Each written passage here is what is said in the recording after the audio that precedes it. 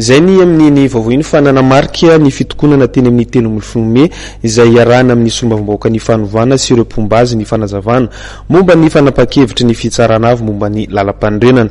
Ny vohitra nandritra ny fotoana araka izany momba ny fanovana gouvernement ny CENI mba ahafahana miroso amin'ny fividianana tsy miandany ary ekeny ny rehetra. Lova Ramanatso.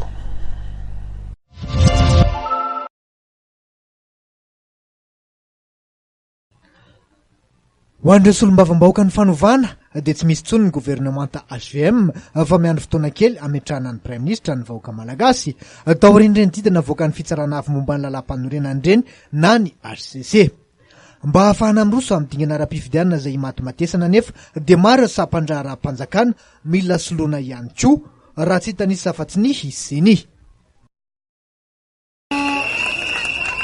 Tsy misy intsony izany gouvernemanta HVM izany fa dia miandry fotoana kely fotsiny tsika ametsahantsika ny Prime Ministre atsika sy gouvernement atsika fa izao le mbola tsy mahafa-po, tsy hoe milatsaka fotsiny ny candidat atsika rehetra, tsy hoe miala ny gouvernement dia ampy atsika izay fa mbola misy lohany ao, mbola misy CENI ao ataovy élection anticipée fa iarahany gouvernement sy CENI mikarakara ny organisation fifidianana.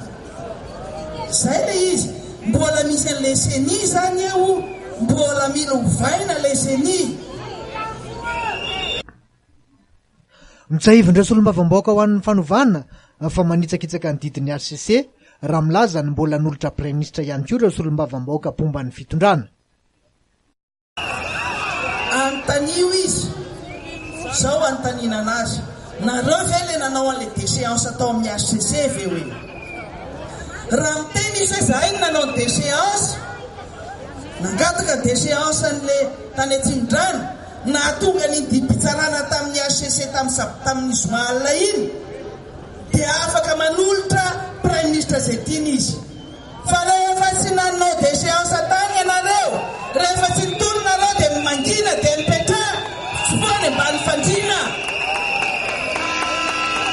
Ahorony ny entana fa ianareo koa, ianareo député zay namadika palitao rehetra, ny TIM, ny MAPAR, ny FFF sy ny rehetrarehetra, anaovanay déchéance koa ianareo. Anatitra fitarainana fanonganana ireo solombavambahoaka mpivadika palitao eny amin'ny HCC ihany koa ireo solombavambahoaka ho an'ny fanovana.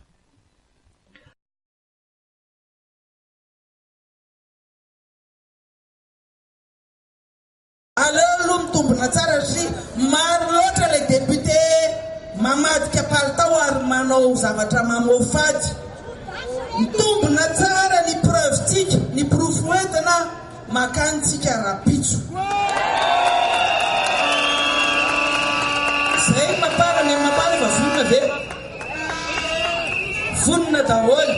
Mbola mapetrakatsika indray zay, mampiena ny isa olona mpanao kolikoly, tsy mila zany tsony na temeram-pirenenao fa aleo mba olona mba mendrika anao ao e. Ny tolona mbola tsy vita fa someritreritra kosa ry zareo hoe efa miroso amin'ny fizarana seza.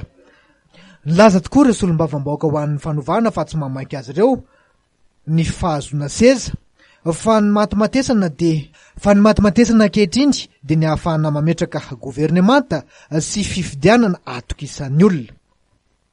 Tirigny mbola tsy vita e. So dia mieritreritra nareo fa voaka ny dimy dia hoe mizara seza amin'izay zareo. Tsy ny seza no mahamaiky tadiny tsara.